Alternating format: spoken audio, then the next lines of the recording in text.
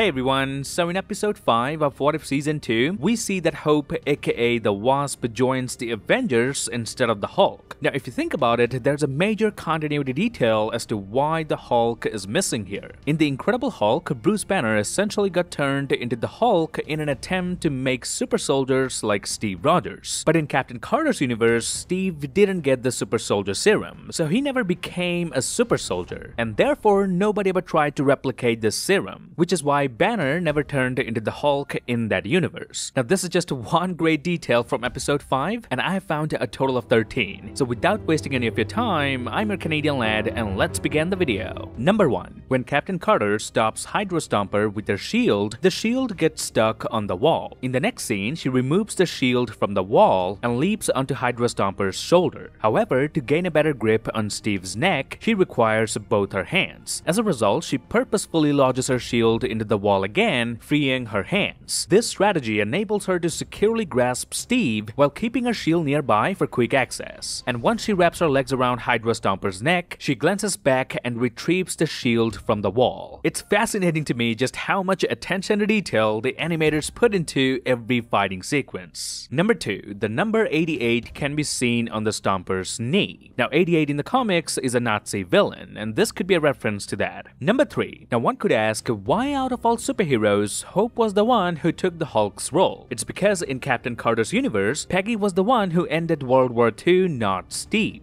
As a result, the feminist movement occurred immediately after the war, and this had a ripple effect across society, leading to more female superheroes. And since Peggy wasn't around to found S.H.I.E.L.D., that responsibility fell to Hope's parents. And that's how Hope ends up taking the place of Hulk in this universe Avengers team. Thanks to AC Bradley, the writer of this episode, for sharing this detail on Twitter, and of course for writing such awesome female characters in the MCU. Number 4. At the beginning of the episode, we can see the Watcher is repairing the broken shards inside his chamber. This is a direct continuation from last season's episode 8, where Ultron Supreme infiltrated the Watcher's chamber, and I like how each piece of shards represents each unique universe. Number 5. Black Widow mentions the movie RoboCop, but Captain Carter has no clue about it. Not Steve.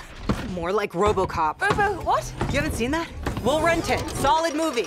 Now this scene takes place in 2014, when streaming services were only just getting popular. At this time, Netflix was still renting out movies, so that's probably what they're talking about here. Number 6. When Hydra Stomper was shooting rockets at Captain Carter and Black Widow, notice how Black Widow jumps from one container to the other to dodge the rockets. I like such visual details where no dialogues are said and the scene only lasts for 2 or 3 seconds, and yet the animators make sure to animate such authenticity into their characters. Number 7. Nick Fury says Hydra Stomper has killed some of his friends as well. Some of the world's worst acts of terror, which cost the lives of dozens of S.H.I.E.L.D. agents, including friends of mine. Now since we don't see Alexander Pierce in this episode, and we know that Pierce and Fury go a long way back, so this could be Nick Fury referring to his friend Alexander Pierce, who probably got killed by the Hydra Stomper before it got taken over by the Red Room. Number 8. In Season 1, we saw that Howard Stark made the Hydra Stomper's suit and used the Tesseract to power it. But in this season, the Hydra Stomper is no longer powered by the Tesseract, and yet it's completely functioning. So Peggy asks Bucky what could be powering it, and Bucky says this. Something Howard cooked up after the war. Probably a mix of plutonium and pomade. Now I believe Bucky's talking about the miniaturized arc reactor here. Okay, hear me out. Tony Stark initially built the full-sized arc reactor just as a publicity stunt. The arc reactor, that's a publicity stunt.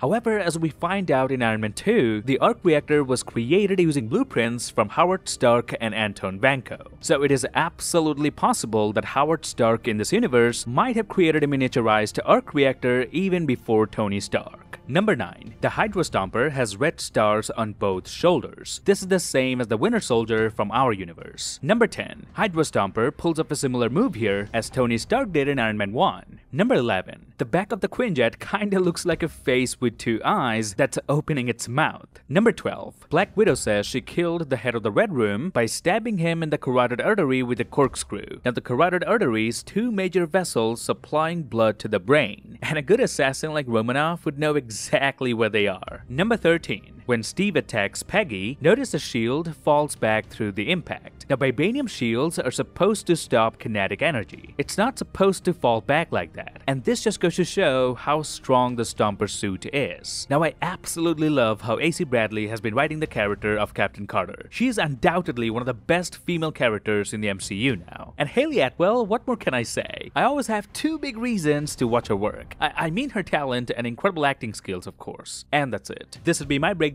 of What If Season 2, Episode 5. Let me know your favorite detail from this episode and comment down below if you think I missed any hidden detail. I'll see you lads in the next one.